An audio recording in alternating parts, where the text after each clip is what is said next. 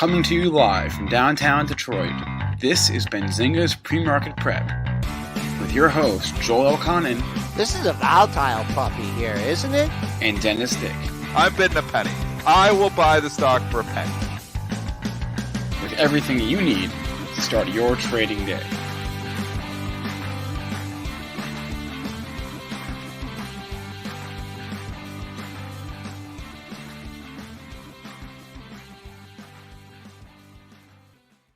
Good morning, everybody. Hope everyone had a nice, long, enjoyable 3-day weekend. Spencer Israel, Joel Elconin, and Dennis Dick. We are back in the saddle this morning, and man, did we get news over the weekend. There's drama in OPEC land. There's drama over in China and regulations and cybersecurity questions and about DIDI and all these other companies. A lot to get to on today's show. We'll probably start with DIDI. We'll get into oil. We'll get into this craziness happening in AHT this morning. So a lot to get to on today's show. Two guests on as well. Michelle Krebs is our first guest today, 8:35. She is a senior director of automotive relations at Cox Automotive and executive analyst at Autotrader. She will break down the delivery numbers we got last week from all the automakers. And at 9, I'll be joined by Blue Putnam, who is the managing director and chief economist at the CME Group, to help us break down Friday's jobs number. Okay, Joel, good morning. How are we doing this morning? How was your weekend? And how are we doing in the pre-market session? We are exactly where we opened at 6 a.m. last night. Okay. Sunday night, mate, that is 41.50. We matched that high from Friday. The real low is not 36.75. We traded down to 43.33. That was on Sunday night and Monday as well. So we're flat. Just got to get through 43.48. Crude, OPEC doing their job, and they're not increasing supply. Boom, up 77 cents at 75.93. Gold, that was an undercutting rally. Back over 1,800, up 27.60 at 18.11.10. Silver knocking on the door of 27. Up 31 cents at 26.81 and a half. You have Bitcoin quiet, up 575 at 33.860.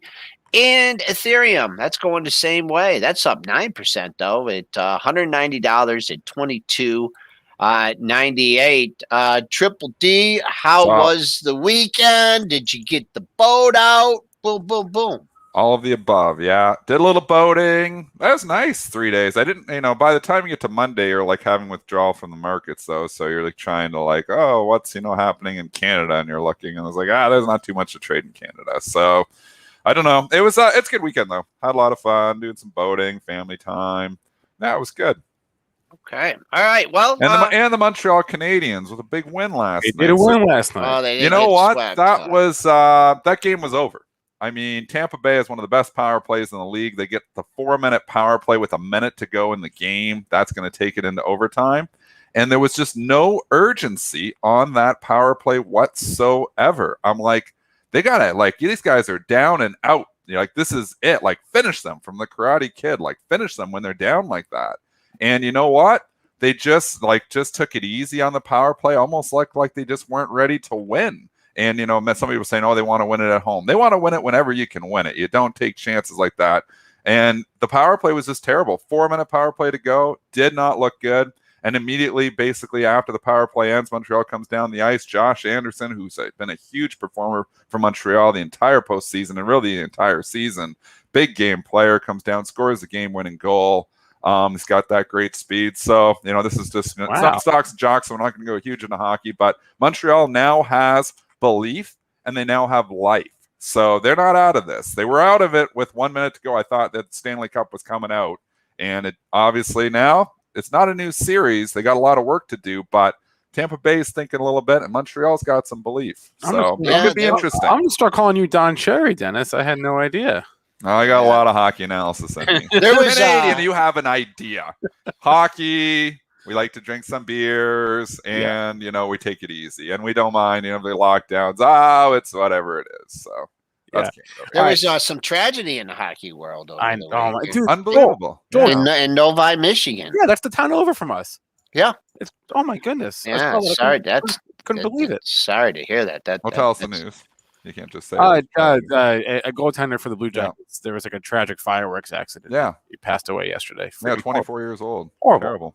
Anyway, so back to the markets. Lots to talk about. It's quiet in S&P land, but we have individual movers, and I guess we start with DIDI. Yeah, this came out Sunday. We knew that there was some sort of a investigation into the company's data practices, and on Sunday, China's government says to DIDI, we're going to take your app off the App Store. And that's what happened. Actually, it's not just DIDI. There's two other companies involved here as well. Tickers YMM, Yankee Mary Mary, and BZ are also swept up in this investigation into data collection. And I guess the Wall Street Journal reported that DIDI knew about this before the IPO and opted to proceed anyway.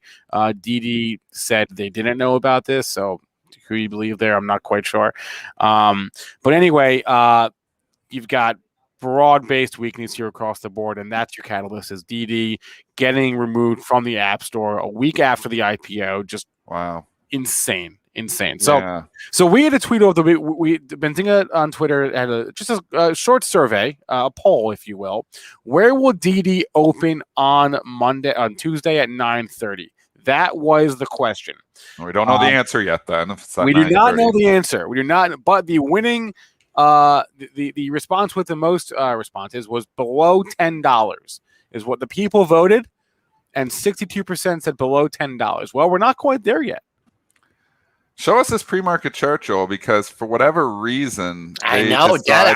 I guess that don't know about bar is wild, but you're saying this thing trade up in the 14 handle at 4 a.m. I say I don't know where it's going to open at 9:30, but if you read Triple D's Twitter over the weekend, and you got like buying 14. Well, you weren't be buying 14, but there was some opportunity there, and I thought for sure, Dennis, you would be rolling out of bed, combing your hair, putting your makeup on, and early for the show, doing your makeup early for the show. But yeah, the thing opened in my hair. Yes, 1450 went to 1490, and this is a 15-minute chart. But on the 5-minute chart, it went to 1090 in bounce. All in the opening bar. 5 minutes. I could go quicker than 5 minutes. Look at that range in that opening bar. Who's paying $14.90 for this? They just removed it from the App Store. You're telling me it's only going to go down like 2% on that? 3% on that? That's just dumb money. There's the 4-minute. Let's go to the 3-minute. The 3-minute. I got to go far. 3 minutes. Do you think it happened in 2 minutes, Dennis? Let's go. I don't know. I can actually go to the tape. You want me to see the tape and actually see? I can go to 2 minute. I'm going to the tape myself. I can't show my. There's 2 minutes. 1 minute. Did it happen in 1 minute? You would have had to been really quick. You might have been a little groggy. Here it is. Really. So you want to know there's some size too. So right in the 4 a.m. bar. 1 minute. So, yeah. This is wow. No, not even one. Okay, so in the opening 4 a.m. because the stock opens at 4 a.m. There is so many shares trading on all different exchanges. So you got Edge traded 8,000 shares, 1485. 8,000 shares trade up there. Who's buying that at 1485? More Edge, 5,000, 1,000, 3,900. Then it's up to 1490. Then another 20,000 at 1485. Who's buying? Who is that? That's a big order. 20,000 shares, all at 4 a.m. 00. There's another 4,900, another 3,000. This is the first time I'm going through it. 1,500. So there's a pile of shares traded. And then it starts just, tanking. Still at 4 a.m. Like not even trade a second. It's down to 1430. This is all just in the opening second. 1414, 1410, 1401, 14 even. 1390, 1350. Finally, you get to the next second. Yeah, and then you're at 1350. And then you're right. You go into the next second at 2 seconds, 4:00:02. So 2 seconds after the open, it's down to 1220. So you literally had 1490 to 1220 in the opening 2 seconds. Wow. That's impressive trade. Maybe I should start waking up at 4 a.m. But if you're waking up there and you're so excited to buy DIDI's dip, wait for it to dip. Wait for the dip, because you're going to get a dip. Anyways, and then we look at it 22 seconds later, it's 11:50. So now you get a dip. It was a guessing game. Spencer Israel called 12, and that was good. I thought it would open under 12. I actually tweeted out, and I was looking at the SoftBank, and I was like, this could open under 10. But, we know the buy the dip mentality of this market. They're not going to take things down that far. And let's, look at it here. I mean, it's taken off the App Store, which is bad news. If it gets put back on the App Store, it could get a lot of this back immediately. So obviously we know they're in not good shape with the regulators right here, right now. But if they put them back on the App Store tomorrow or next week or next month, a lot of those losses could come back. Do you think that's going to happen? We don't know. Baba things? You have no idea. We have no, the regulators hit them harder.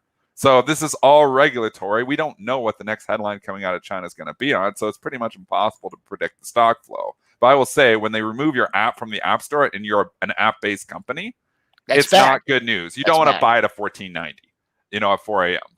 Wait for it to dip. Now, $12.60, $12. Okay, I can see it, and it's a guessing game. I mean, as to really what this is worth at this point in time. You can take numbers, you can do valuations, but I mean, if they don't allow them back on the App Store, it's worth a hell of a lot less. But I'd imagine eventually they're going to get back on the App Store, but we don't know anything. This is China. This is not the U.S. Yep. So anything can happen over there. Chinese regulation can be very, very strict. So that's a crazy opening bar. And lesson learned to the 4 a.m. traders: if you're so excited to buy the dip at 4 a.m., make sure it has the dip before you start buying. Because you put your order out there at $15 and you think, I might get 13. You get $14.90. You're crying here right now because you're already down $2.40 on very, very bad headline. And then I mentioned it before, but it's not just DD here. I'm talking YMM and I'm talking BZ. And also Chad is quick to note that Uber has a 12% stake in DD. So Uber is down this morning as well with this headline. So it's not just DD, Uber, YMM, BZ also in play here this morning as it relates to this entire story of, I guess, concerns over where they store their user data, whether it's in the U.S. or otherwise. But I guess the only level you have, Joel, is a pre-market low. What is that? Give us that number. It was right around $11. Let me see. So that's how I look and trade these things. Yep. If I'm going to trade, I'm probably not going to trade it, but I would be looking at that pre-market low so far. 1090. 1090 is a big level for this stock. So is it go down there and test it today? It might. It's a long ways. Trade a lot of volume. 16. Doesn't feel like it's going to wait for the next headline. It's going to be really choppy until it gets the next headline. And if the next headline's positive, and the app goes back on the App Store, the thing will rip higher. If they hit them harder and they decide, okay, well, we're going to start, for the people who have already downloaded can't use the app anymore, that would be terrible headlines. So we don't know what Chinese regulator is going to do with the company.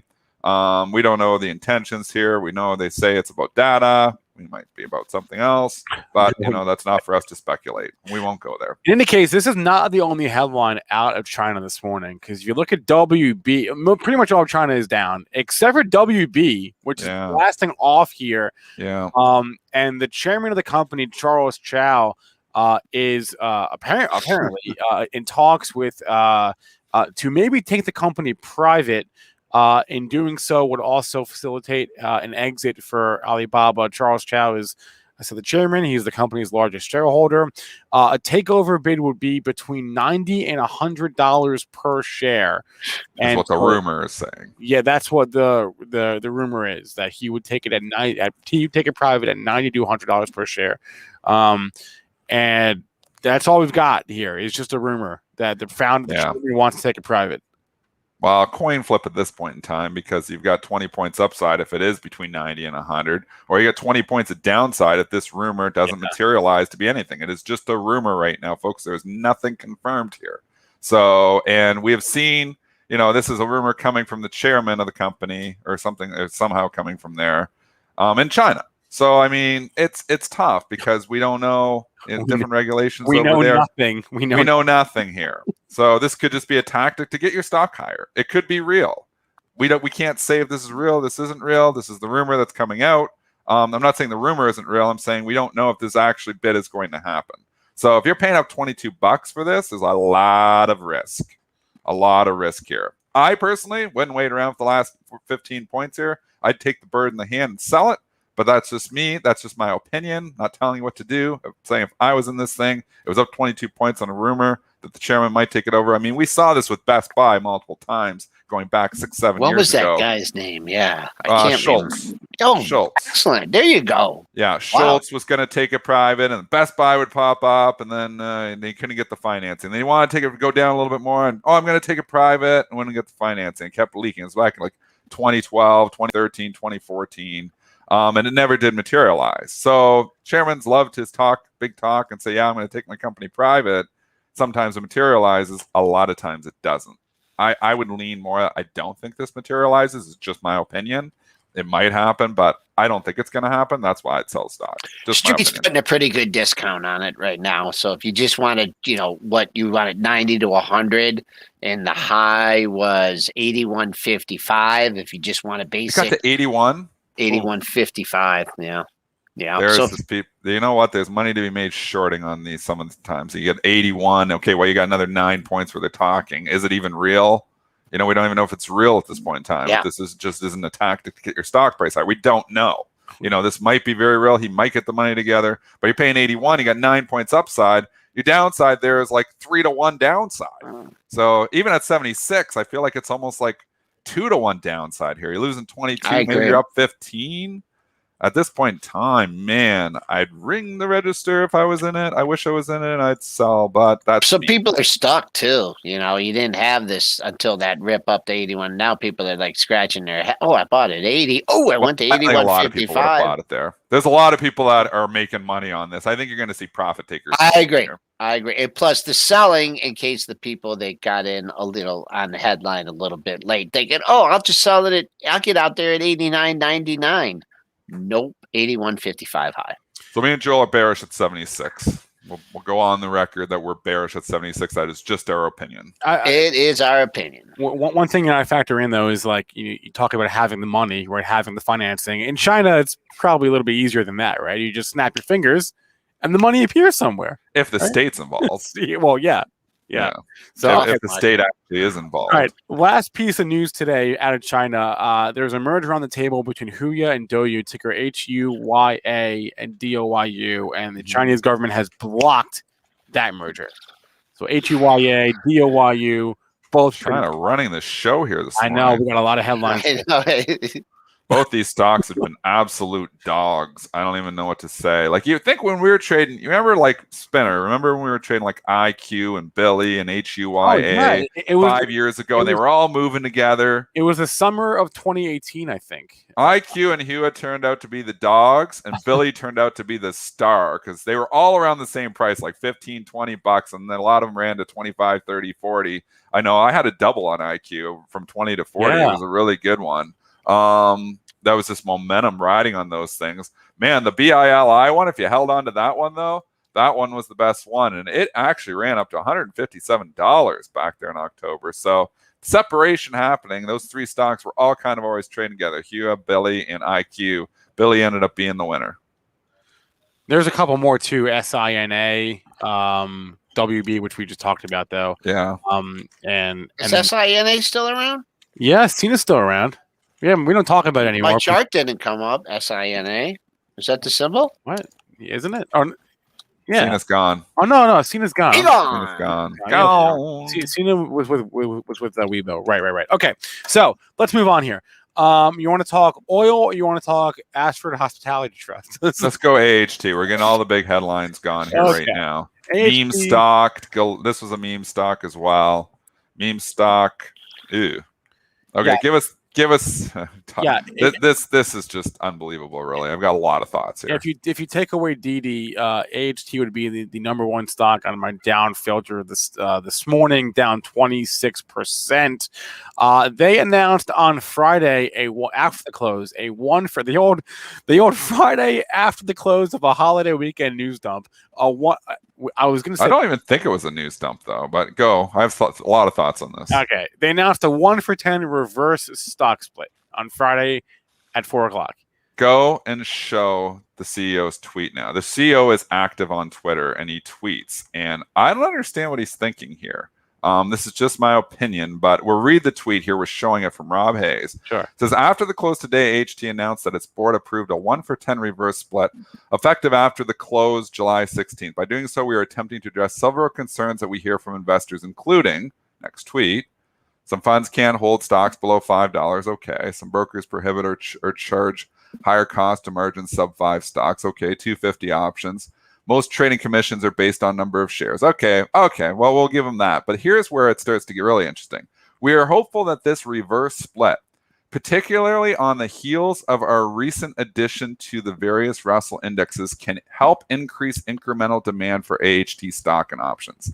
One, there's not a lot of reverse splits that are seen, well by the market. Usually a reverse split, the stock goes down because they're taking away shares from you. It's usually, doing this when companies are, if their price is too low, and maybe he wants to get it back above 5, but very shocking that he would think that this is going to increase incremental demand for your stock. A split increases incremental demand. Typically a reverse split does not do that. Usually the stocks get hit hard on reverse splits. I've traded reverse splits for years. There's probably, I don't know. It feels like 9 out of 10 times when a stock announces a reverse split, the stock goes down. So interesting that he would see it that way. Second, bring up the tweet again here. Okay. I just have one concern is, aren't you, if you're the CEO, supposed to be worrying about, running the company? You're supposed to be about, increasing, incremental demand for your stock by fundamentally doing good things for the company. Why is he worrying about trying to get the price higher? Why is he worrying? We want to help increase incremental demand for AHT stock and options. He's trying to drive the price up. Why are you trying to drive the price up? Don't worry about driving the stock price up. Worry about running the company in a good fundamental way, and the stock price will take care of itself. So that's my two concerns is, one, I don't know why you think a reverse split would jack the price up, and two, why are you trying to jack the price up? That's how I read that. Maybe other people are reading it differently. I do get the thing when the stock's below $5, a lot of stock times they're not marginable, but just, create wealth for the company by running the company in a good way, and the stock price will look after itself. That's maybe my fundamentals talking. Maybe you shouldn't have your CFA hat on anymore, but that's how I've kind of learned it. So I'm not sure why I was trying to jack the price up in the first place. Look, historically speaking, CEOs would generally shy away from talking directly about their stock price, right? That's the old days. That's the old days, and now they're not. Like this meme stocks, and they're talking their stock prices. The real professional CEOs don't talk their stock prices. Like you get on CNBC, they don't talk about. They'll say the textbook answer is, well, I can't control the stock price, but I can control the company. And that's what you want to hear from a CEO. I don't want to hear you trying to get the price of your stock higher. I don't want to hear that if I'm an investor. I want to hear that you're trying to improve the company, and then the stock price will go higher if you improve the company. That's what I want to hear as an investor. So I don't like that. I don't like that tweet at all. Especially cheap tricks like a reverse split, which will get the stock price higher, but not. Well, no, it won't. That's the whole problem. Yeah, right. That's why. So even the trick that I don't know if it's a trick, but just saying financial engineering, as Joel would say, if your intentions was to get your stock price higher, one, why do you have those intentions? Two, the reverse split is not going to help that. Yeah. So that's multiple concerns here with this. GE was doing it for different reasons, but they're not trying to I just don't know what the intentions here were. And that's my concern, was the way the tweet was written. It sounded like it had intentions to try to push my stock price higher. And I don't think a CEO should have intentions. I don't think a CEO should worry about the stock price. So I've kind of said my point. I think they should just run the company well. Stock price will take care of itself. Yeah, that's my thoughts. Not too much. Just my opinion. Not too much to say about this one. I'll just give you the pre-market low of 271, and the stock has been in a downtrend since July of 2019. Of 2018. They invest in expensive hotel properties, so I don't know what their game plan is. I don't know why they didn't recover with the other hotels, but so they do also have some data, some news out this morning. They announced their revenue per available room was a little over $91 in June, which is, even though but they have a bunch of available rooms is the problem. Right, hold on. So 91.27 revenue per available room, up year over year, obviously, right? But actually down 37% versus June 2019. So you still haven't quite recovered Disaster. all the way from pre-COVID. It was $120. It's $2. It's a lottery. It's an option. At this point in time, the stock is an option. Maybe they're gonna turn the company around. I hope he does. I hope he starts focusing on the company's performance and not so much on his stock price. And maybe this company will turn around eventually. I don't follow the company at all from a fundamental basis. I just say it's tough. When stock goes from $120 to 2 or 3, a lot of times they continue their road down to the pennies. Now, maybe this is going to be the winner. Maybe this is going to turn it around. This was also a meme stock, talked in social media a lot, talked up in social media a lot. That kind of bubble has kind of burst here too. So is this capitulation, downside capitulation where everybody washes out? Maybe. You got lots of support in the 2 handle. That's where you were down in April and May. So, but that's, I mean, I don't know. This tough stock to trade. Hey, go for the W with a good point. You want to boost your stock price? Do some insider buys, right? Yeah, that helps. Put your money where your mouth is, right? The insider buys help huge. When you see, CEOs coming in, and that is the way. If you want to boost your stock price, but that's because you're betting. Like there, when you get these insider buys, like we said, when you have insider sells, there's lots of reasons insiders sell. Maybe divorce, want to build a big house, want to buy a yacht, lots of reasons to sell stock. Only one reason to buy it. So when you're seeing, companies come in, and we've been talking about RIG. I mean, I don't know if it's a CEO, but there has been an insider buyer in RIG that has been going on here for about a month. Look to the Benzinga Pro and show all these insider buys in RIG. So, is it the CEO? I'm just trying to grab it. Some director, this director bought. So show it there, Spencer. Yeah, 1 second, I'll pull it up. He's bringing it up. But over the course of the last month, there has just been so many insider buys in RIG, and it's not coincidental that this stock price continues to go up. I mean, oil has been going up, so that obviously helps, so it is somewhat coincidental. But at the same time, this stock has really been ripping higher. There's a lot of insider buys. Somebody thinks this company is turning around, and these are big buys, like 5 million shares, 2 million shares, like serious buying by insiders. This perestroika guy, or gal. I have no position in RIG. Yeah, but I'd be biased to buy as opposed to sell because all these insider buys. So here in the last 3 weeks, crazy amount. Perestroika every other night. 2, 3, 4, 5 million shares, 5 million shares, 2 million shares. That's what you want to see. You want to see insiders putting their money where their mouth is. They are doing it. Yeah.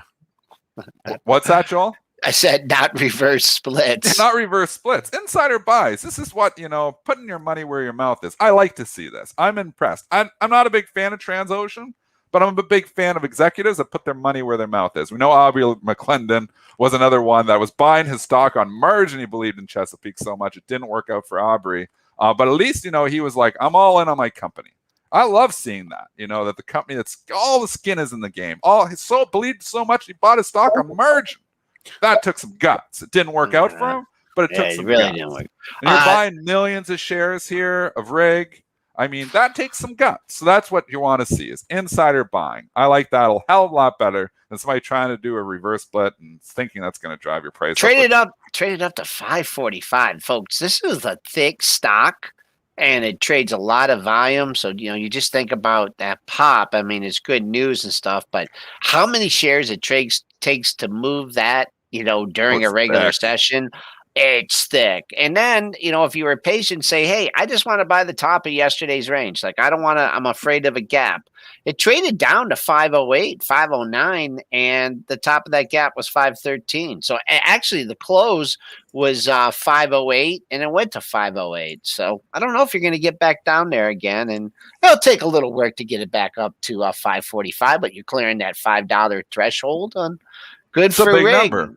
Yeah, they got their stock over. So the AHTCO trying to talk about getting my stock over $5. Here's how you do it: insider buys. They got this thing up over, and oil going up helps. I mean, why the oil's been going up? It does. That's the elephant in the room here. We're not. Yeah, it does help. So, but the insider buys help too. People take note of that, and it makes you believe more in the company. I'm like, when I see insider buys multiple, not just like 10,000 shares. Sometimes you see these stocks. Somebody buys like 10,000 shares at $2. I mean, that's 20 grand.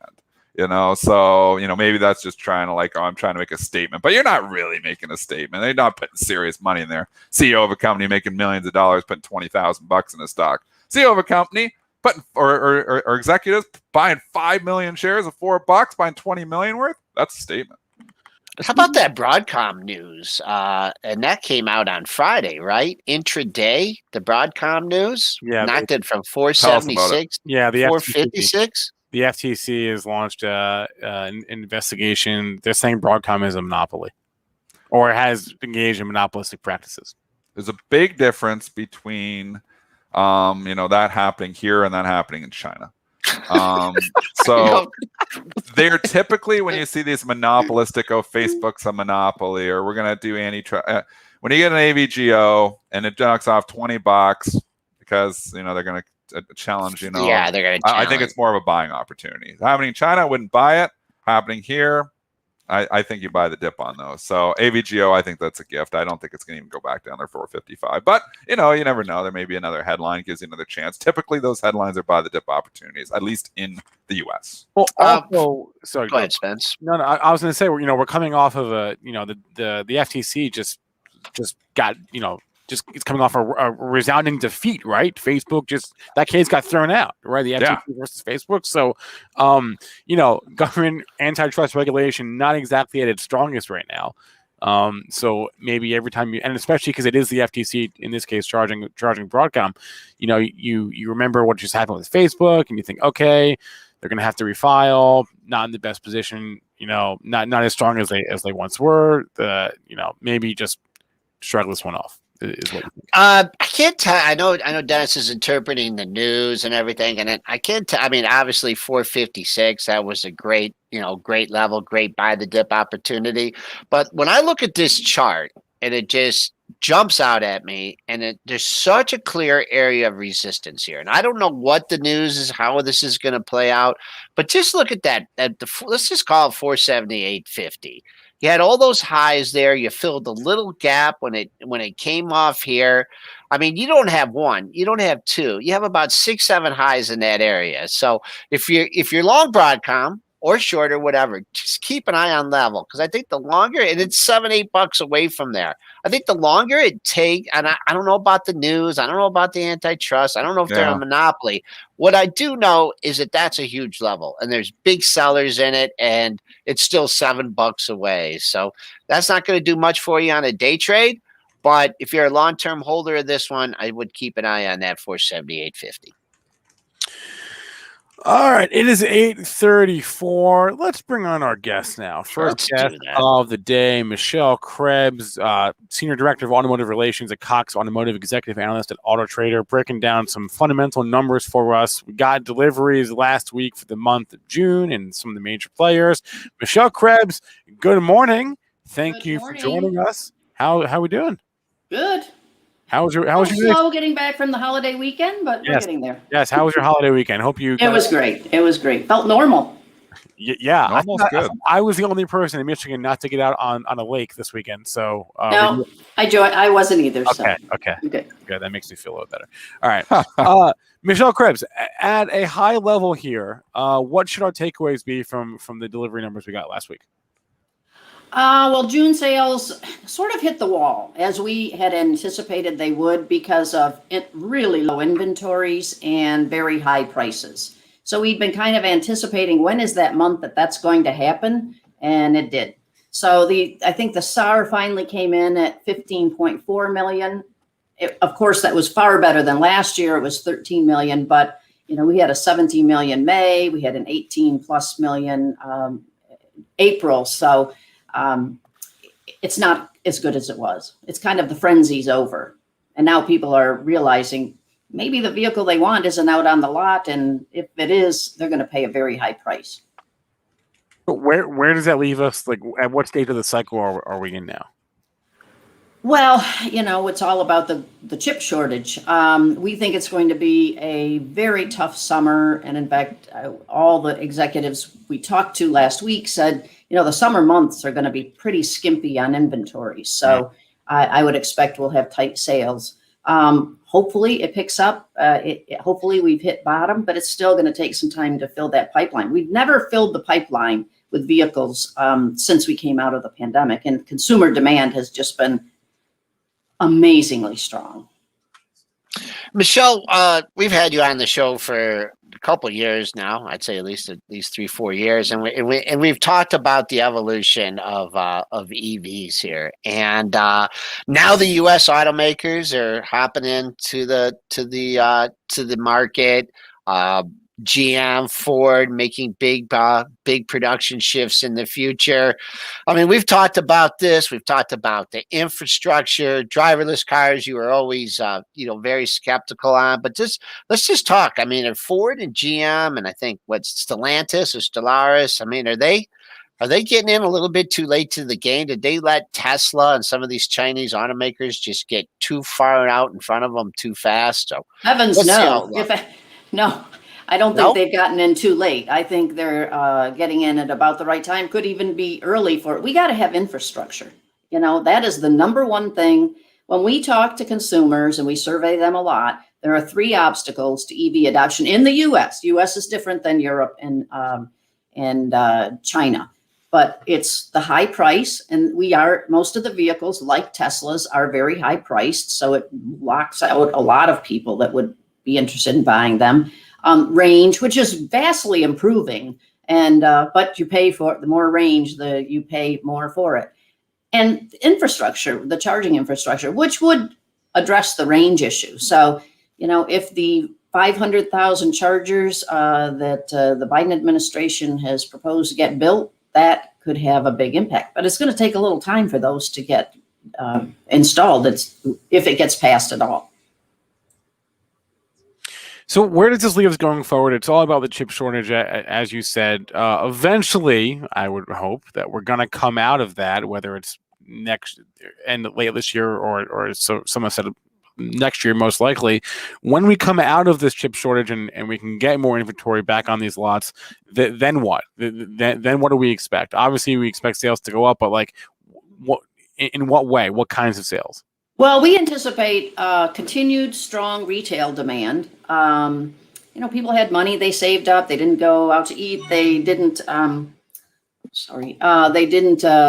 go traveling. So they've got some money stored up. So we anticipate that, and employment's getting better. All the economic signals are improving. So we anticipate there will be strong retail demand. The other thing that people forget is the fleets have been pretty much out of the market. The automakers are not really selling to the daily rental companies because it's not as profitable a business. But that's kind of a pressure valve. When we get some inventory, that they'll start addressing that.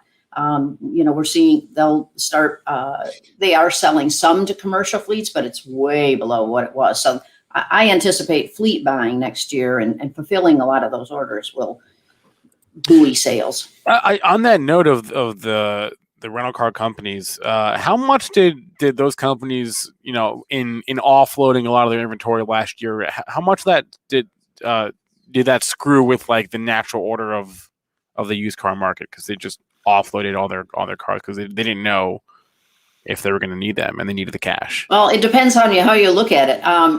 When the pandemic hit, you saw all that offloading of vehicles. There was a huge supply of used vehicles, depressed prices. Everybody, this is terrible. Well, then the used car market actually accelerated faster than the new car market.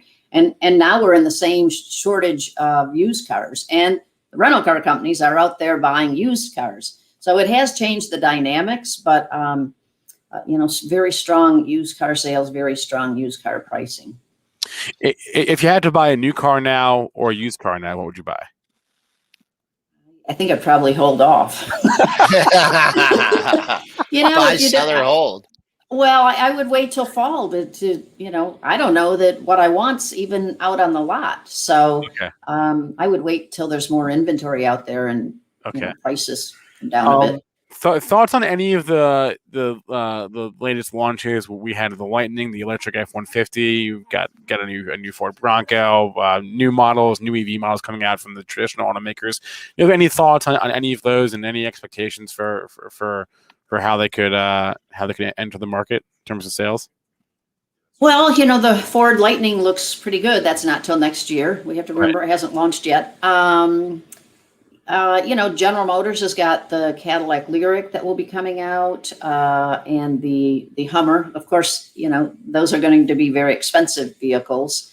And I think, there are a number of them. And I think we're going to see a wider array of the kinds of vehicles, for example, more SUVs. You remember Tesla came out with cars, and all the EVs were cars. That wasn't what people were buying. They were buying SUVs. So we're going to see a lot more SUVs, a wider range of prices, sizes, styles. So I think it'll be pretty exciting to see who does win. Looking at it, just forward looking here, with the pandemic, the slowdown in sales over the next year. I mean, do you think when you do these year-to-year comparisons, and I mean, obviously the share prices have appreciated a lot. Do you think they're just maybe too high expectations are being built in for this to continue because you had the artificial event and people couldn't buy cars, they couldn't go places? Do you think, do you really think there's been that much of a shift in demand that will hold us through, or do you think it's just been a little artificial because of the pandemic? Are you talking about EVs or the total market? The total market. Oh no, we think there's very strong demand. But inventory is what's going to hold it back. We just upped our forecast for this year at 16.5 million. If you remember, not last year, but the 5 years preceding that, we had 17 million years. But we think inventory is going to be the problem that holds the market back. And as far as worker shortages, I know we're coming across that in several industries. I know the auto industries offer, pretty good hours and benefit stuff. Is that something that, may be a little hiccup for the auto companies, or do they still have a great line of the labor? No, there are shortages. I think I heard about, the temporary workers don't make the same wages as the UAW workers, so there's a big pressure to up the finances of those. And on the dealership side, we just finished a dealer survey on staffing, and they're very short of people. And also they're starting to look for different kinds of people, especially as we move into the EV market, more Apple genius types of people. Yeah. Okay. And speaking of Apple and Google for years talked about it. Do you see a new player coming in from the tech companies, or you think we're just, like I said, Tesla's set the standard and U.S. auto companies? Do you see any the potential for any upstart technology companies to come here and steal some market share? I don't know if they'll steal market share, but we certainly are seeing some interesting relationships develop, especially I think to watch China. The tech companies, the telecom companies are partnering with some of the auto companies. So I think that's an interesting development. Apple, we keep still hearing about, they got an EV coming, maybe 2024. I don't know. They're so quiet about it, and we've been hearing about it so long, I'm beginning to get skeptical, but maybe. Well, Michelle, watch China has been the theme of today's show. So that's good note to end on. Yes. Michelle Krebs, Director of Automotive Relations at Cox Automotive and Executive Analyst at Autotrader. Always appreciate your insights. Thanks a lot. Thank you.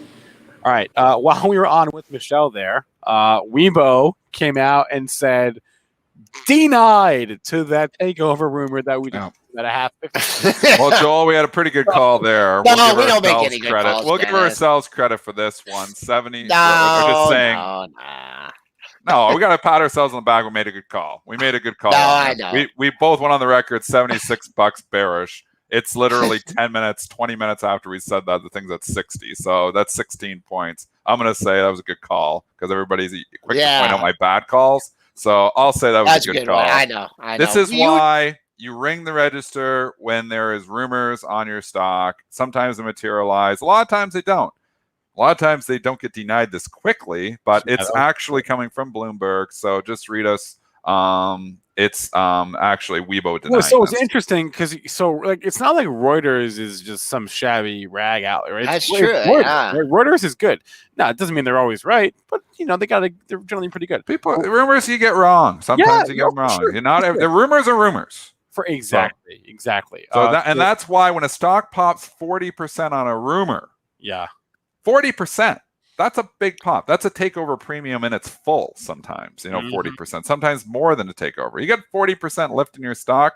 Don't sit around for the last $5. And don't come in hoping to get the last $5 and buying at 81.60. That's a quick way to just burn 30% of your money right there. The person who bought at 81 this morning on that rumor.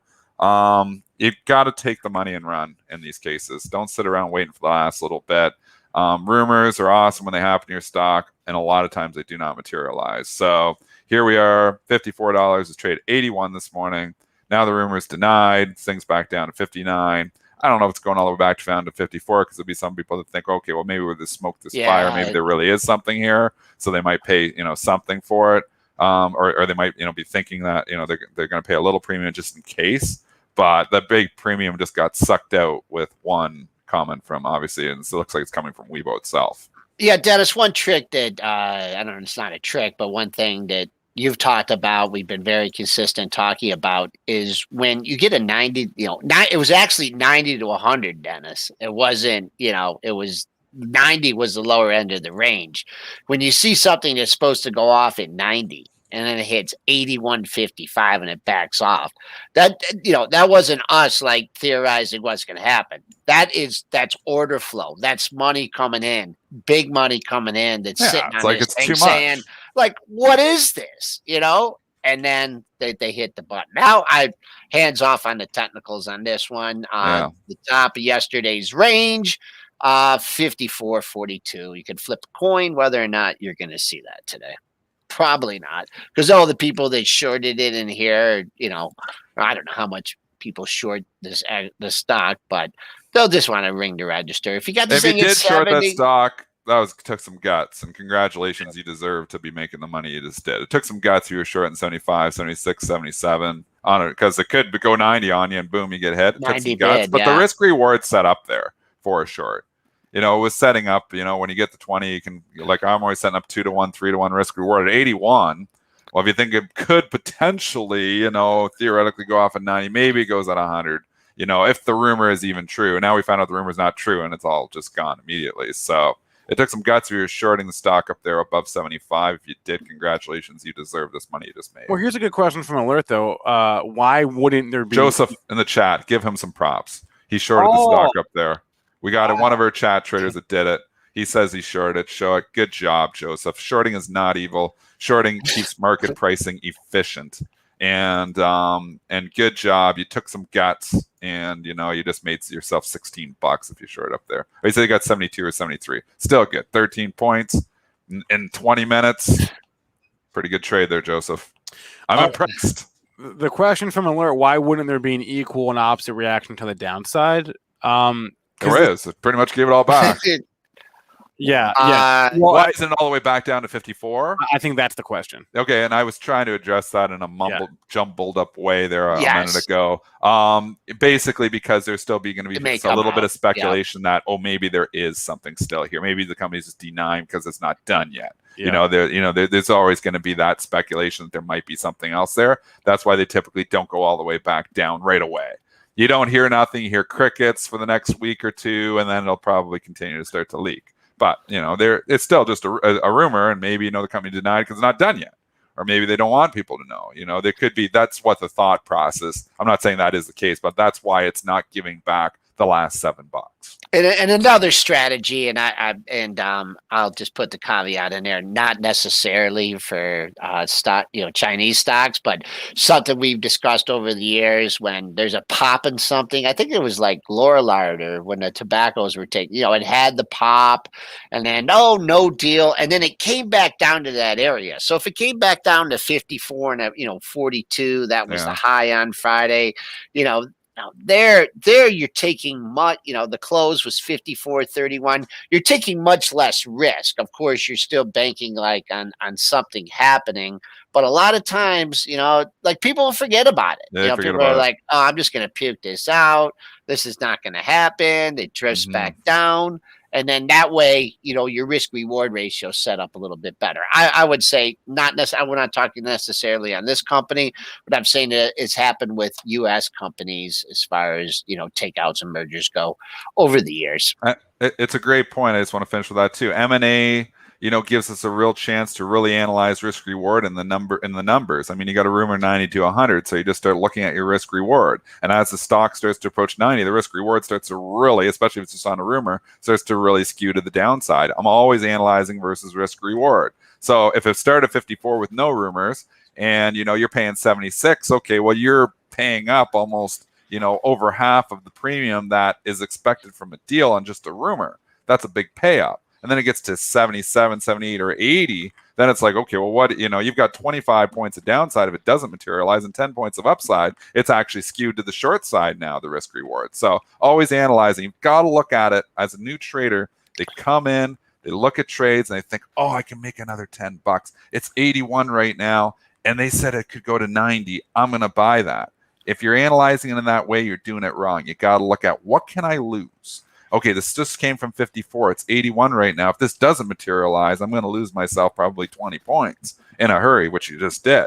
So look first at where your risk is, and then think about your return. Think risk first, then return. Discipline, cutting the losers. That's how you stay in the game. That's how you have longevity in this industry. If you're always just looking at how much money you can make and not analyzing how much money you can lose, you will likely not survive as a trader in this industry.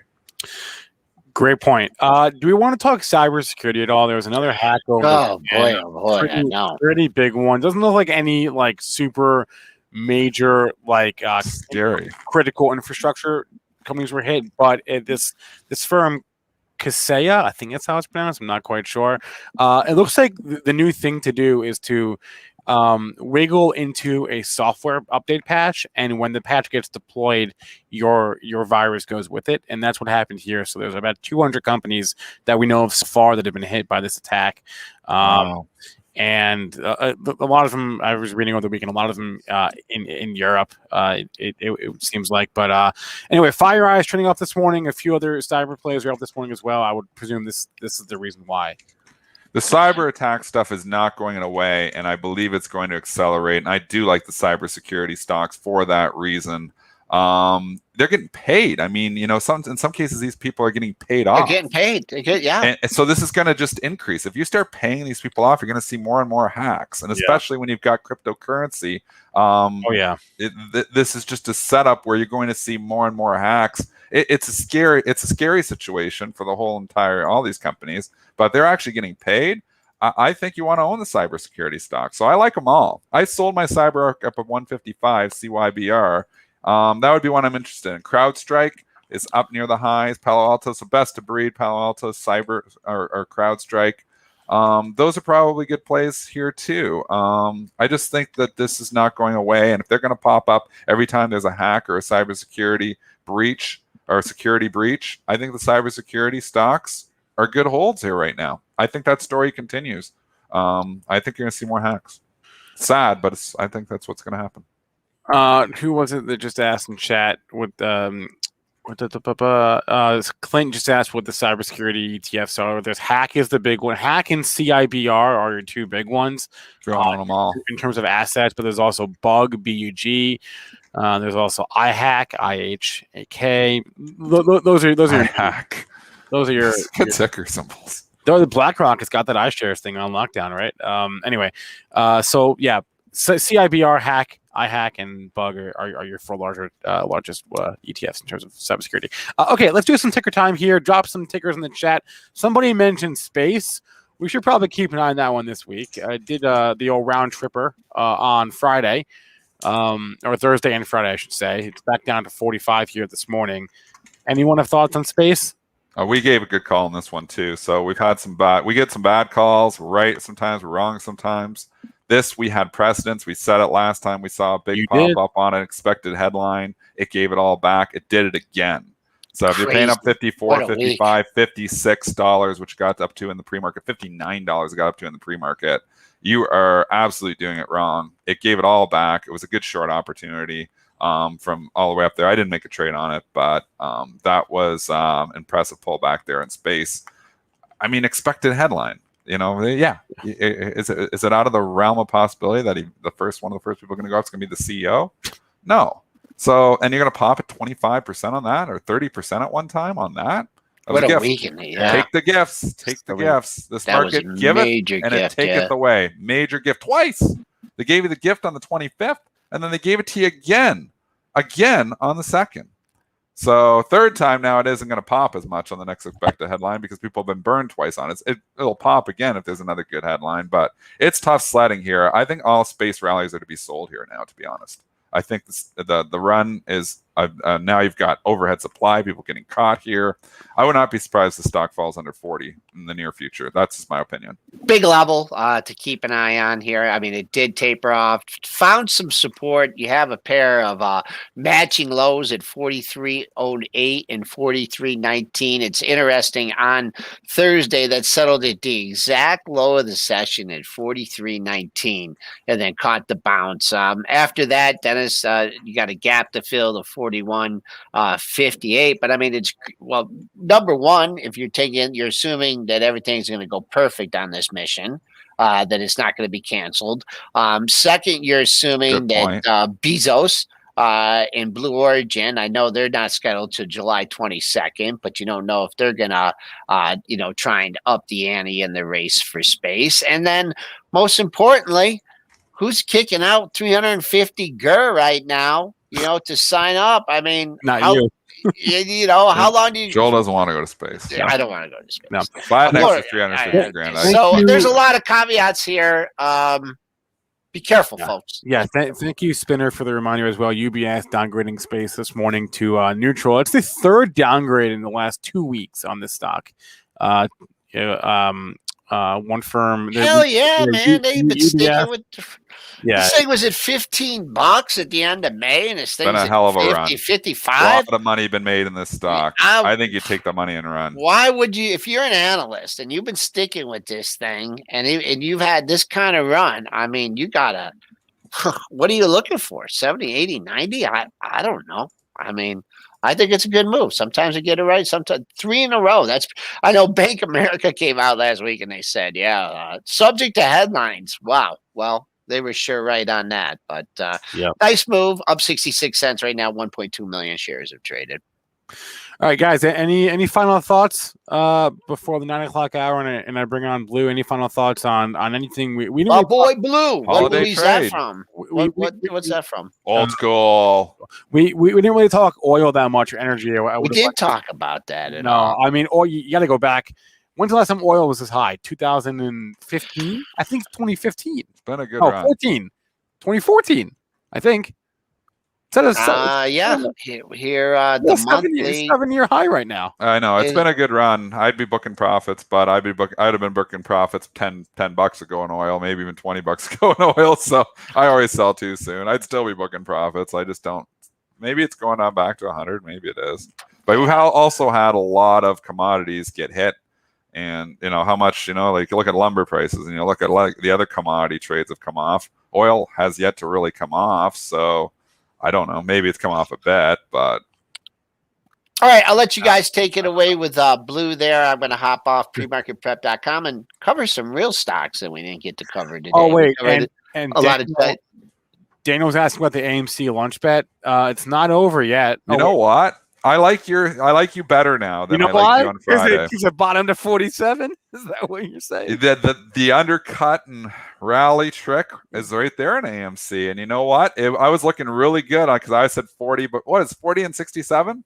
40 and that's it. So it's basically right back to where we made the bet. But the difference is we had the big sell-off and the buyers just emerge again. And we didn't spook a lot of sellers. So that makes me think and they did have a headline today too. On AMC. They're not going to do an offering. So that's good news too. I mean, that's don't do an offering. That's good news. Reverse splits. So no. Anyway, I like you a little bit better here. Obviously, I'm still not getting out of the bet. I'm not pulling the bet, but if I could, I probably would at this point in time. So I like you better now than I liked it. Then I liked your side, obviously, when I took the bet on Friday. It went down, and you know what? Buyers came right back up. I thought when it lost at 50, I thought it could be a slippery slope to 40, and they came back again. So now you've got some support here under 50. So a little bit different story. Apes winning. with the Friday afternoon trade. Good job. It looked a little hairy there for a minute there, but yeah, we It appear. looked like I had it perfectly timed. It did. felt like it wanted to sell off, and it did. And it did have a significant sell-off. It sold off 10%, but it got it back. So this stock doesn't go away. Yeah. Most impressive, as Darth Vader would say. Most impressive. Most impressive. Dennis, I'm going to let you go, and I'm going to bring on Blue Putnam, Managing Director and Chief Economist at the CME Group. Blue, good morning. Thanks for joining us today. Oh, wait, you're on mute. Got to unmute your mic there. Let's fix that. There we go. There we go. Good morning. Good morning, Blue. How are we doing today? We're doing really well. Good. Good to hear your voice. Good to see your face. Let's start with the number from Friday. Thoughts? Well, I think that's the last great number. The last great number? What do you mean? What I mean is that, the seasonally adjusted payroll number was really good. The household employment survey was not good. The unemployment rate ticked up, but those aren't real. Those are the numbers. What's really happening is the second half of the year is going to be very, very different than the first half. The second half, we're trying to get the last 30% of those jobs back. The first 70% of jobs lost in the pandemic, they've come back. And they've come back because people went back to their old jobs.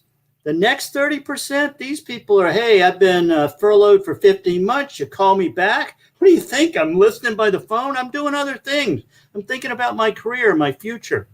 And we know that from the quits data, too. A lot of people are quitting their jobs, and those people have jobs, so they are confident they can get other jobs. So we're in a whole different situation in the labor market for the second half of the year. We're not going to get jobs back as fast in the second half. Is that necessarily a good or a bad thing, or no? Well, when you get your PhD in economics, they train you not to make value judgments, which most economists forget as soon as they leave school. But, I don't think it's a good or bad thing. It's just a symbolism. When you go through a big crisis like we've been through, the pandemic, everything's changed. We're coming back, but we're not coming back the way we were. It's natural for people to rethink everything. Corporations have different business models. One of the reasons people aren't going back, thinking about their jobs is that a lot of corporations have learned to do with less people. They still need to hire some more, that's for sure. But they can still, they've implemented some labor-saving technology. They've got a different business model. People are thinking the same way about their jobs. So it's not a good or bad thing. It's a reevaluation. Okay. And then as far as overall economy, you said you've got some dark horse thoughts on the economy. I don't even know what to say the consensus is, because the consensus would seem to be the economy is ripping, but then you get for every time you hear that, you get people saying, "Oh, well, it's not as strong as the numbers would appear." So, where are we right now? I don't even know. Well, again, I think people have a tendency to analyze with old models and old ways of thinking, and we're not in that situation. We had this shock. We're coming out of the shock. If you're doing it the old way, you're going to get it wrong. So, what do I mean by that? The second quarter GDP number comes out at the end of July. It's going to be the best one since, the early 80s. 8%, 9%, 10% annualized rate. But that's our rebound number. That's the reopening number. After that, we're going to slow down. Now, we're still going to grow. We're coming out of this. So it's all good news. It's just the glass isn't overflowing. It's just about 2/3 full. Okay. And then what about, the interest rate environment? There was a change in the dot plot after the most recent Fed meeting, and they maybe moved up the timeline a little bit here for a rate hike. A couple of Fed speakers came out and said, "Oh yeah, inflation, it's a little higher than we thought it was going to be, but we still think it's temporary." The thoughts on the rate hike and when we could be seeing that and what that would do to the markets? Well, there are a couple of really key things to keep in mind. The Federal Reserve Board and FOMC that is providing guidance today is not going to be the Federal Reserve Board and FOMC that decides when to taper off quantitative easing and when to do the rate hike. There's one opening on the Fed board right now. That's actually Janet Yellen's old seat. It never got filled. So Biden will probably fill that in the second half of the year. And then there are two, the chairman, Jay Powell's term as chairman runs out at the end of January 2022. The vice chairman for supervision's term as that job runs out. Now, their terms on the board extend longer than that.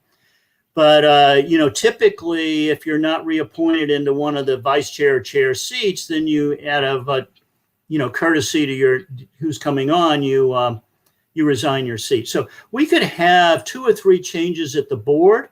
And of course, the FOMC, the regional presidents turn over several seats every year. So that happens in the end of January. So we're going to have a different Federal Reserve Board. And I just want to remind you, so that's the first thing. The second thing is the politics have changed. Under President Obama, we were digging out of the Great Recession, and, you wanted to keep Fed policy as easy as you could for as long as you could. And certainly Janet Yellen did that, and so did Jay Powell. Under President Trump, he's had a lot of experience with debt, and he wanted to keep rates as low as possible. But now there's a strong sense that the politics in Washington wants to declare victory, or at least to declare some successes. And actually, tapering quantitative easing and raising rates would be a hugely positive statement for the economy, that the Fed was saying you no longer need to be in the intensive care unit. You don't need emergency help. So I think there's a lot of political pressure on the Fed to move that timing up a little bit on first tapering quantitative easing. So the pressure there was you don't buy quite as many mortgages. They buy $40 billion a month. You slow that down. Then you slow the treasuries down, and eventually you raise rates. But that is probably 2023. So, Blue, you said you've got, and I'm going to quote you here, tons of controversial macro ideas. Maybe that was just one right there a little bit, but give us another one. Yeah, that was one of my big ones. The other thing, another one is that you got to be prepared as an economist that we're going to have very large increases in labor productivity. And, typically, increases in labor productivity are a good thing, but you need to decide what it means for the economy. Are most of those labor productivity increases coming from job-saving technology, or do they really expand real GDP and do things for us in a longer-run sense? Unfortunately, it's the mainly they save jobs type of technology that's being implemented here. So we're going to see a lot of increases in labor productivity. We're going to be very happy about that. But unfortunately, it means that we don't recover the jobs lost as fast as we might otherwise. So it's a two-edged sword on labor productivity front. Laurent is asking, I guess, the $1 million question. The question that really that impacts everybody, the one that we all care about, whether you're an investor or not, is what about inflation? Just tell me it's going to stop going up soon, please, dear God. Well, I will tell you that. If you send me the $1 million, I'll give you a better answer. But what we have, we definitely have some serious temporary influences. We've had supply chain disruptions that were huge, and they came all over the place. And as you mentioned just in the previous segment, a lot of commodities have peaked, came off, and then they kind of had a dead cat bounce. Lumber came off big time, bounced a little. Copper came off a little bit, bounced just even less. Gold's come off, bounced a little. Soybeans came off, bounced a little. We've seen the commodity markets are telling you that the reopening trade is pretty much done. And now we need another driver if we want to keep going. Now, to the inflation question, we're probably stuck with some pretty high CPI numbers for the next 4 or 5 months before we see that tapering off. These supply disruptions take quite a long time to get resolved, and they're happening at a time of the reopening of the economy. So hang on to your hats on the data that you're going to see over the next 6 months. But you should see a little decline in inflation as we go into 2022. And then we'll see where we take it from there. But I do think that the worst numbers are over, but they're still going to stay pretty elevated for a while.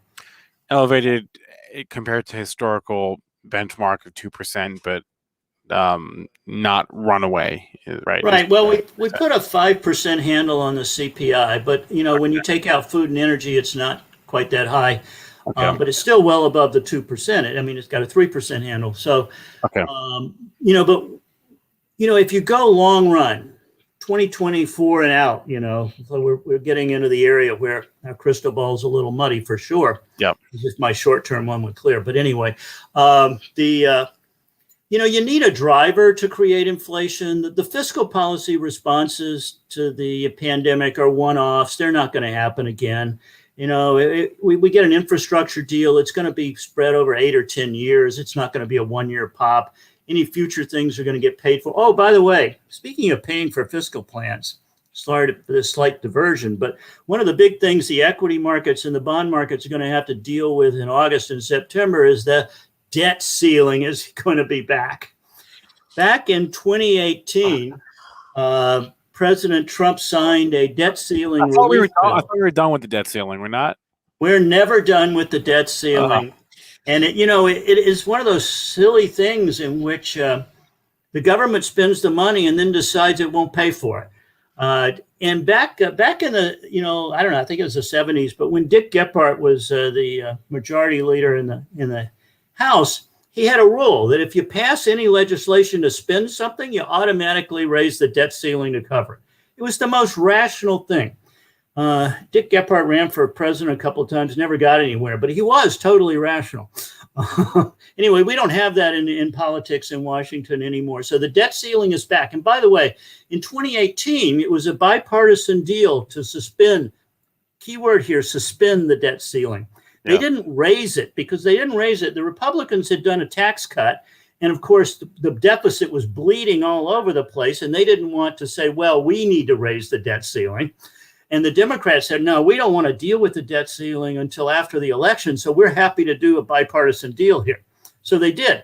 And on July 31st, the suspension of the debt ceiling ends. And let me tell you, we are way above the old debt ceiling. So, we're going to get a deal out of Washington. They're going to figure this out. But they have trouble figuring this out during the summer vacation months. We're back to this old movie. I recommend you can review some of the old segments on your YouTube. It'll get resolved, but it's going to be. You guys are going to have to spend a couple of days talking about it. It will involve equities and bonds. I'd really rather not do that. Sorry about that. Fantastic. Blue, before we let you go here, is there any specific area of the economy sector that you have your eye on that you think it may be mispriced or people are not recognizing what's really happening out there, or what? Well, let's go global here for this last little bit. I think that, all of us, one of the previous experts was talking about pent-up demand. I definitely want to go out to eat. I want to travel. I want to do some things. But the fact is the pandemic is still with us. The virus is still with us. We may be beating it in parts of the United States, but not other parts. Yeah. But Europe really depends on tourism to no small degree. Until they get international air travel, they're not going to be back. Japan is doing the Olympics right now, and man, there's controversies all over the place. And then there are the countries that did a really great job on preventing the virus getting into their country by early lockdowns, but those countries are relatively unvaccinated. I'm talking about Australia and others. And so we are not out of COVID-19 controlling the economic narrative. I think all of us, myself included, would like to be out of it. But if you have to really still focus on the parts of the world that are struggling with COVID-19, what is the important economic impact there? And this is going to be particularly important for exchange rates as to which countries are going to show some progress or otherwise. If we got international air travel back, the euro would come back. But that's an open question, Yeah. So that's kind of my message, is that COVID-19 is not gone as a primary factor just because the U.S. is reopening. All right, this last one is from the chat here. Sherrod is asking for your thoughts on the housing market. Please just tell me it's going to cool off a little bit. For speaking as someone who doesn't own a house.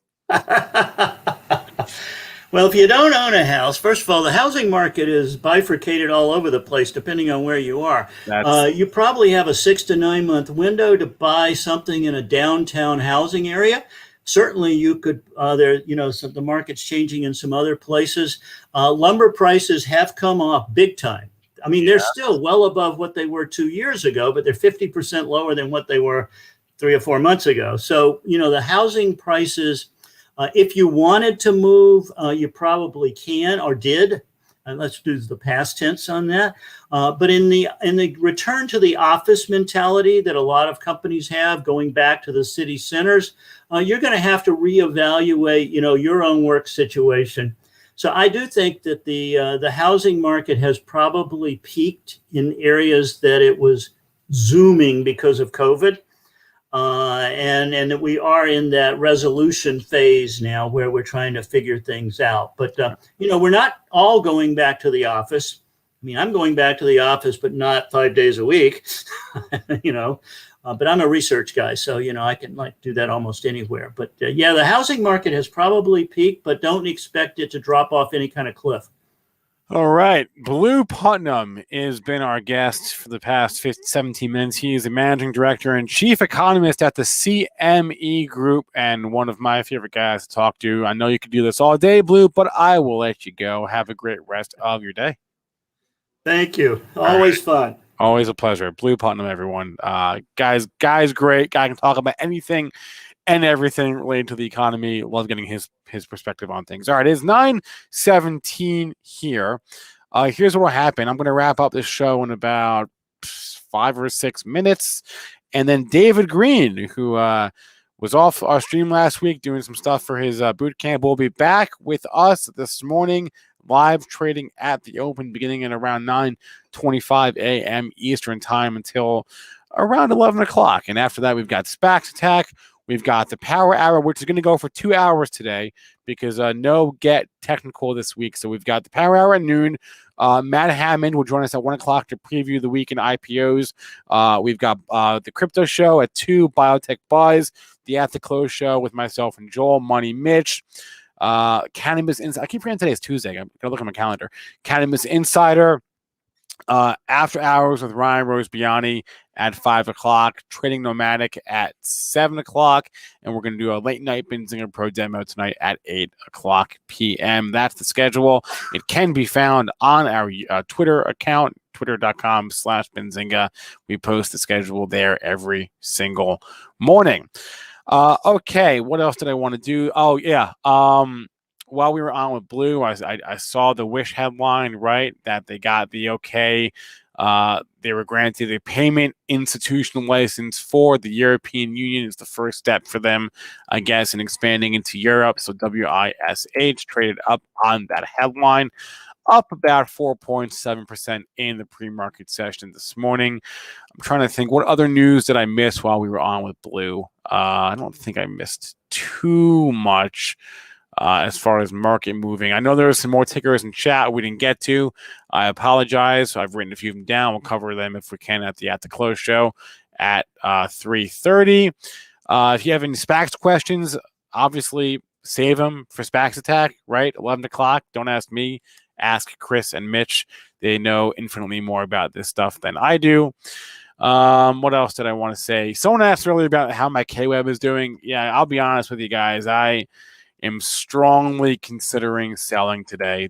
This is BS. This is BS. Okay, this is a Chinese internet ETF. This is I want no part of this. I've owned this thing for several years, and for several years it really didn't do anything, and then only in last year, early this year, did it really start ripping. But I'm pissed. I want no part of what they're doing over there. They just manipulate the crap out of these stocks, and and I don't want that. So I have not sold, but I am strongly considering selling just because this is just smells fishy to me. I just don't want to have to deal with this in my portfolio. Okay, what else do we have here? Catching up on chat. I think that was about it. So a couple of things as always. Please remember. Oh, where he sold it, you sold K-Web. See that makes me see now what I want is I want someone to tell me not to do it because I'm leaning towards doing it. I need someone. I always want someone to talk me out of whatever I'm going to do. If I'm going to buy something, I want them to talk me out of it. If I'm going to sell something, I want them to talk me out of it. So if someone wants to talk me out of that, I would appreciate that because I always want to hear the other side of the coin. Okay. That being said, wait till, I mean, I'm not going to sell at the open, right? I'm not going to throw an order out there right now and sell at the open. I will wait. Here's a 15-minute chart in this morning. So we're down almost 3%. Fantastic. Thank you very much. Okay. I just can't take it, Wary. I can't take it. It's just it's BS. Sorry. Determine the level. I haven't determined the level to get out. I'm sort of moving a little irrationally this morning, but I'll update you guys later on in the day what I end up doing. But this has been a longer-term holding of mine, and I am sick and tired of it now. Okay. Please remember all the information from our show and all of our shows on this channel meant to be used as informational purposes only, not for investing or trading advice. Thanks to both our guests today, Michelle Krebs from Cox Automotive and Blue Putnam from the CME Group. Benzinga Pro, guys. Pro.benzinga.com. Free 2-week trial. Promo code at the bottom of the screen there. YouTube20 will get you 20% off any level of a Benzinga Pro subscription. That's the platform up on the screen. Check it out there. I'm trying to think if there's any other housekeeping items I wanted to cover. No, the show is always available as a podcast, guys. I don't say that enough, but all of our shows actually are available, or not all, but most are available as a podcast. This one included, if you prefer podcasts, Spotify, we're on iTunes, we're on Stitcher, we're on TuneIn, we're on Google, every major podcast platform. Just search for PreMarket Prep or Benzinga, and you will find this podcast there. Also, speaking of podcasts, producer AB and I do a daily podcast. During the weekdays, it's just a quick 5-minute or less podcast where we just recap the biggest news from the previous day. Goes out every morning at around 9:25, I think 9:30, or around the opening bell. And it's called a Ring the Bell. So again, you can search for that as well. Check it out. We are. It's pretty casual. It's just AB and I just talking about the biggest stories of the day for 5 minutes, and we really do try to keep every single show down to less than 5 minutes. So Ring the Bell is the name of that podcast. Okay, I'm going to be done here. David Green's going to hop on in a minute. This stream will redirect to David's stream, so you don't have to do anything or go anywhere. If you haven't dropped us a like, I would greatly appreciate that. I have not really prompted for likes so much today. How many likes were we at? We are at, not even 300. Can you get me to 300 likes? I would appreciate it very, very much. It's your way of showing you support us, right? The stuff is out there for free, and likes show your support, and just an easy way to do that. So I'd appreciate that. We all would here at Benzinga. There we go, 300, the magic number. If you haven't subscribed, you can subscribe to our channel and get alerted whenever we go live. And that is another way to show your support. We appreciate that. It is 9:25. On that note, I'm going to hop off. David Green's going to hop on. And I'll see you guys a little bit later. Good luck at the open.